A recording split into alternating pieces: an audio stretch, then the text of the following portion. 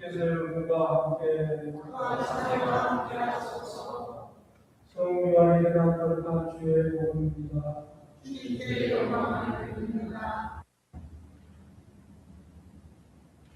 한층 천지가 창조되기 전부터 말씀이 계셨다. 말씀은 하나님과 함께 계셨고 하나님과 똑같은 분이시다. 말씀은 한층 천지가 창조되기 전부터 하나님과 계셨다. 모든 것은 말씀을 통하여 생겨났고 이 말씀을 그것이 생겨난 것은 하나도 없다. 생겨난 모든 것이 그에게 생명을 얻었습니다. 그 생명은 사람들의 빛이다. 그 빛이 어둠 속에 비치고 있다. 그러나 어둠은 빛을 이겨본 적이 없다. 하나님께서 보내신 사람이 있었는데 그의 이름은 요한이다. 그는 그 빛을 증언하러 왔다. 모든 사람을 하여금 자기 증언을 믿고 듣고 믿게 하고 오는 것이다. 그는 빛이 아니다. 다만 그 빛을 증언하러 왔을 사람입니다. 말씀이 곧 참 빛이었다. 그 빛이 이 세상에 와서 모든 사람을 비추고 있습니다. 말씀이 세상에 생겼고 세상이 말씀을 통하여 생겨나는 또 세상은 그분을 바라보고 있습니다. 그분이 자기 나라에 오셨지만 백성은 그분을 맞아주지 않는다. 그러나 그분을 맞아들이고 믿는 사람에게는 하나님의 자녀가 되는 특권을 주십니다. 그들은 혈육으로나 육으로나 사람의 영광만 나는 것이 아니라 하나님에게서 나는 것입니다. 말씀이 사람이 되셔서 우리와 함께 계시는데 우리는 그분의 영광을 받습니다. 그것은 애아들이 아버지에게 받은 영광입니다. 그분에게는 은총과 진리가 충만합니다. 요한은 그분의 증언하러 외치고 그분은 내 뒤에 오시지만 사실은 내가 나기 전부터 계시기 때문에 나보다 앞선 분이라고 말하면서 이분을 꼭 한말이다. 우리는 모두 그분에게 넘치는 은총을 받고 또 받았다. 모세에게는 율법을 받았지만 예수 그리스도에게는 은총과 진리를 받았다. 일찍이 사람을 본 사람은 하나님을 본 사람은 그런데 아버지의 품 안에 계신 귀하들에서 하나님과 똑같으신 분이 하나님을 알려 주셨다. 이는 주의 복음입니다. 성부와 성자와 성령의 이름으로 다 같이 앉으십니다. 네. 오늘 아침에는 은혜 이외의 은혜라 라고 하는 말씀으로 함께 하나님의 말씀을 나누도록 하겠습니다. 오늘은 성탄 후 첫 번째 주일이자 2025년도 마지막 주일이기도 합니다. 한 해를 보내며 뒤를 돌아보고 또 새로운 시간을 향해 첫 발을 내딛는 우리는 경계에 서 있습니다. 인생을 살다 보면 우리는 종종 경계에 서 있는 순간들을 맞이하게 됩니다. 예를 들어 삶과 죽음, 그 경계를 우리는 사선이라고 얘기를 합니다. 또 희망과 절망, 또 시작과 끝이 맞닿은 그 자리를 우리는 경계라고 말합니다. 우리는 경계를 맞이하는 순간 우리는 우리 삶을 잠깐 멈추고 돌아보고 생각하게 됩니다. 그래서 우리는 2025년도와 2026년도 우리는 그 경계선에 서 있습니다. 지난 1년을 한번 돌아보고 생각하고 또 새해 하나님께서 우리를 어떻게 이끌어 주실까? 또 내 인생의 삶이 어떤 모습으로 펼쳐질까? 우리는 생각을 안 할 수가 없습니다.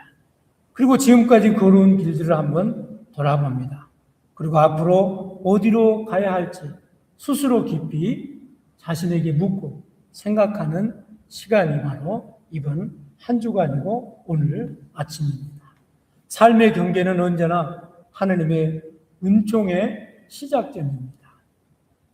하나님은 언제나 그 경계에서 우리보다 먼저 우리의 갈 길을 서 계시고 우리의 다음 걸음을 인도해 주시는 분, 그리고 새로운 길로 인도해 주시는 분이 주님이시고 하느님이신 것을 우리는 알 수 있습니다. 그렇습니다. 성탄절이 지났습니다. 성탄의 빛은 아직까지 꺼지지 않고 타오르고 있습니다. 오히려 지금 우리는 그 빛이 어디로 향하는지, 그리고 우리의 삶의 안에서 어떻게 그 빛이 우리를 인도해 주시고 이끌어 주시고 또 우리 빛을 따라서 우리는 어떻게 살아야 하는지 돌아보는 시간이기도 합니다. 지난 한 해를 돌아보면 우리는 감사보다 아쉬운 점이 늘 많습니다. 늘 경계에 서서 뒤를 돌아보면 좋은 점보다는 아쉬웠던 점들이 더 크게 우리 마음속에 찾아와진 것을 우리는 볼 수 있습니다. 그러나 기쁨보다 버거움이 더 선명하게 또 우리 마음속에 기억에 남을지도 모르겠습니다. 그러나 오늘 아침 분명히 교회는 선포합니다. 우리는 좌절과 절망과 실패의 2025년도를 지나온 사람들이 아닙니다.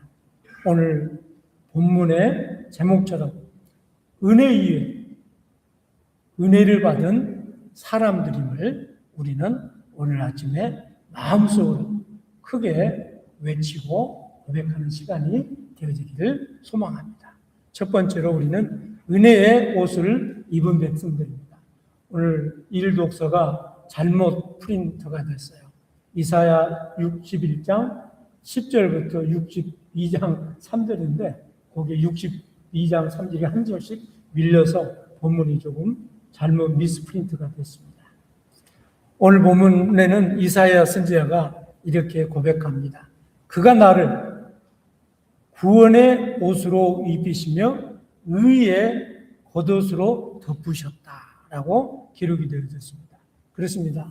오늘 1독서의 이사야는 이렇게 외칠 수 있었던 것이 우리에게는 얼마나 큰 위로가 되고 얼마나 우리에게는 큰 축복이 되는 말씀인지 모릅니다. 왜냐하면 이사야가 활동한 시절은 이스라엘이 바벨론의 포로로 끌려간 시대였습니다. 여러분, 누군가로부터 내 주권을 빼앗겠다고 생각해 보세요. 누군가로부터 내가 억압을 받는다고 생각해 보세요. 누군가로부터 내가 자유를 차지하지 못하고 쟁취하지 못하고 누린다고 생각해 보십시오. 얼마나 마음이 아프고 암울하고 또 얼마나 우리 자신이 비참한 것을 우리는 알 수 있습니다. 그런 상황에 놓여 있는 것이 바로 이사야가 선포했던 이 말씀 중심에 있는 이스라엘 사람들이었습니다. 그들은 상처와 상실로 그들의 정체성이 무너지게 되어졌습니다. 여러분, 정체성이라고 하는 것은 얼마나 중요한지 모릅니다. 오늘 많은 사람들이 미국에 사는 1.5세나 2세 사람들 가운데 아이덴티티 때문에 고민하고 갈등하는 친구들이 굉장히 많습니다.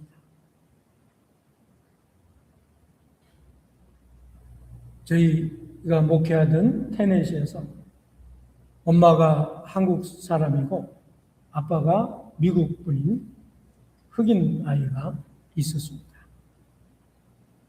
근데 이 아이는 얼마나 잘 길렀는지 어릴 때부터 공립학교를 보내지 않고 사립학교를 보냈어요.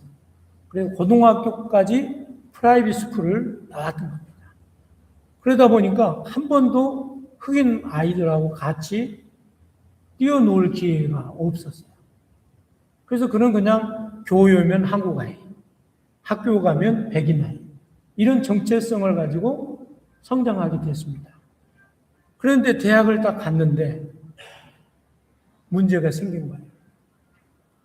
왜냐하면 자기 피부 색깔은 흑인인데 그의 생각은 백인인 거예요.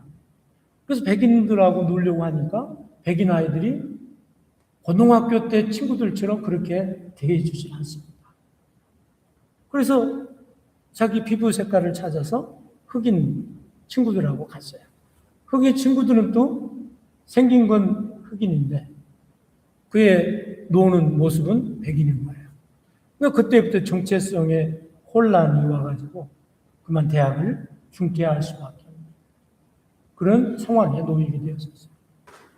그렇습니다. 우리는 늘 우리의 정체성이 얼마나 인생의 삶 속에 중요하고 소중한 것을 알 수 있습니다. 그런데 이스라엘 사람들이 오랫동안 포로 생활을 하다 보니까 뭘 잃어버린 거예요? 민족의 정체성을 잃어버리게 되어졌다라고 하는 겁니다. 정체성이 무너져 버리면 더 이상 그 사람을 지탱할 수 있는 믿음의 정신 기주가 없어지게 되어집니다. 우리는 뭐죠? 크리스찬입니다.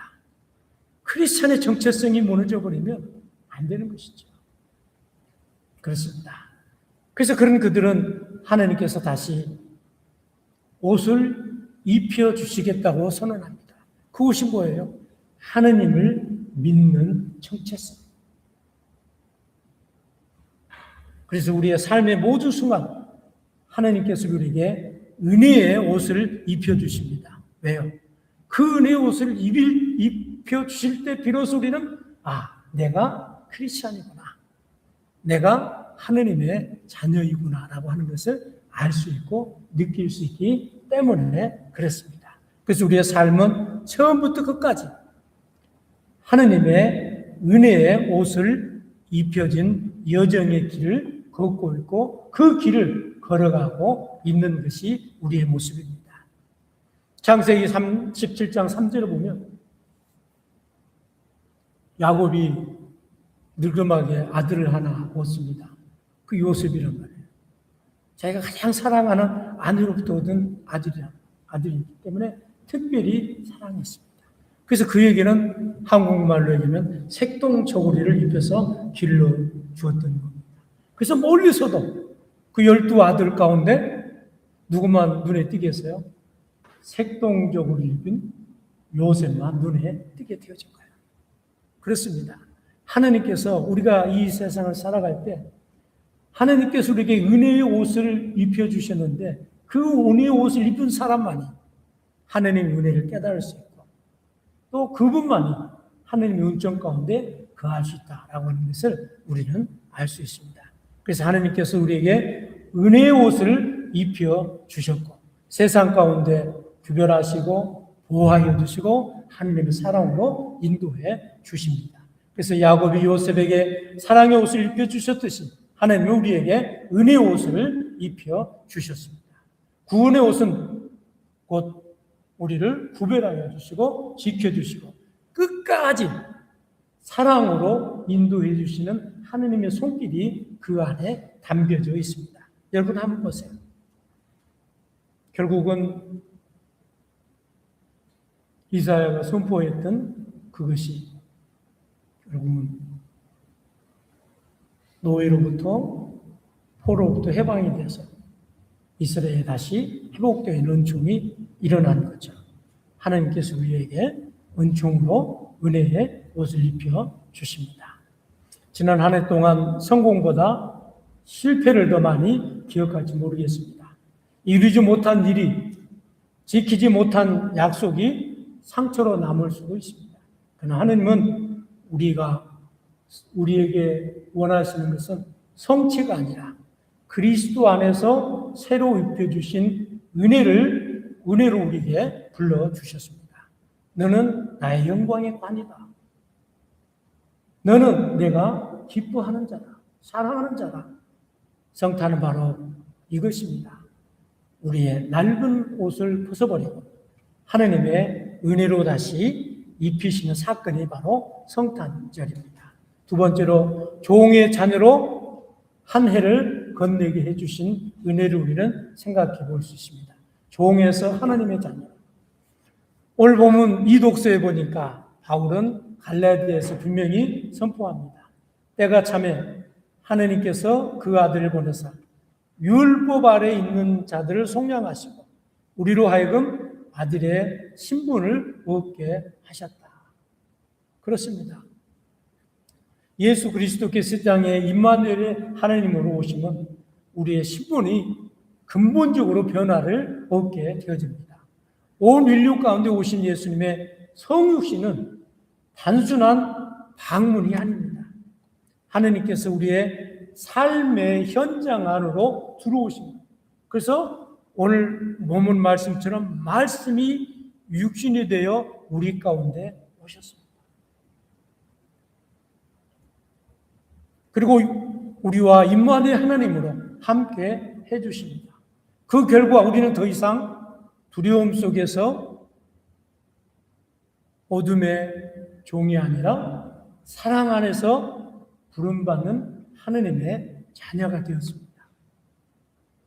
올 한 해를 마무리하는 우리는 이 사실을 다시 붙들고 우리는 여전히 실패와 연약함 속에 살고 있습니다만은 그럼에도 불구하고 여전히 우리는 하느님의 자녀이며 하느님의 나라의 상속자로 머무는 사람들이라고 하는 것을 우리는 오늘 아침에 기억하시기를 소망합니다. 그래서 2025년도와 2026년도 우리는 경계에 서 있습니다.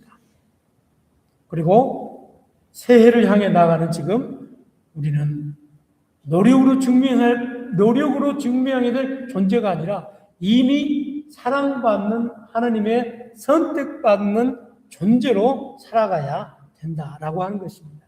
이것이 바로 성육신이 우리의 삶 가운데 가장 깊은 곳에 오셔서 변화를 일으키시고 또 우리가 그분의 은총 가운데 거하게 하는 사랑입니다. 지난 한 해는 우리는 얼마나 자주 의무감 속에 묶여서 신앙생활을 했는 사람들도 있을지 모르겠습니다. 책임과 부담, 의무와 불안 속에서 자녀가 아니라 종처럼 살아오지 않았는지 우리 자신을 한번 돌아보십시다.